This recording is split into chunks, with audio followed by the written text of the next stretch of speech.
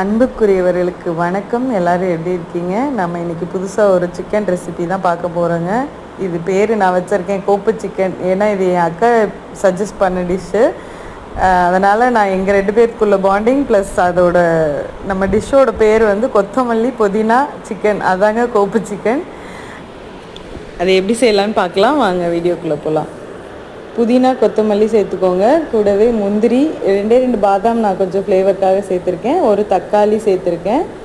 அப்புறம் மிளகு, சீரகம், சோம்பு, 2 ஏலக்காய் வாசத்துக்காக, நட்சத்திர சோம்பு 1, கிராம்பு 2, பட்டை கொஞ்சம் சேர்த்துருக்கேன். இதை நல்லா நைஸாக அரைச்சிக்கோங்க பேஸ்ட்டாக.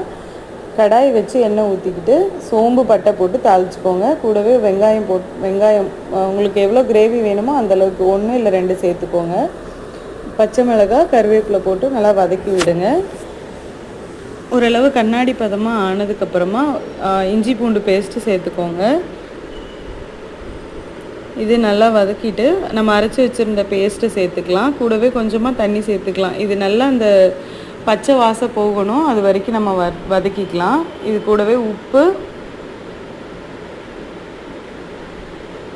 உப்பு, மஞ்சத்தூள், மிளகாத்தூள் இது சேர்த்துக்கலாம். நம்ம இன்றைக்கி வேறு எந்த மசாலாவும் சேர்க்க போகிறது இல்லைங்க. அரைச்ச பேஸ்ட்டு ப்ளஸ் இந்த உப்பு, மஞ்சத்தூள், மிளகாத்தூள் மட்டும்தான் நம்ம சேர்க்க போகிறோம். இது நல்லா அந்த பச்சை வாடெல்லாம் போய் ஓரளவு ட்ரை ஆனதுக்கப்புறமா நம்ம ஒரு 1/2 கிலோ சிக்கன் வச்சுருக்கேன். அதை வந்து நம்ம உள்ளே சேர்த்துக்கலாம். நல்லா உப்பு, மஞ்சத்தூள்லாம் போட்டுட்டு நல்லா வாஷ் பண்ணி எடுத்துக்கோங்க. மசாலா ஃபுல்லாக அந்த சிக்கனில் கலக்கிற வரைக்கும் நம்ம வதக்கி விடலாம்.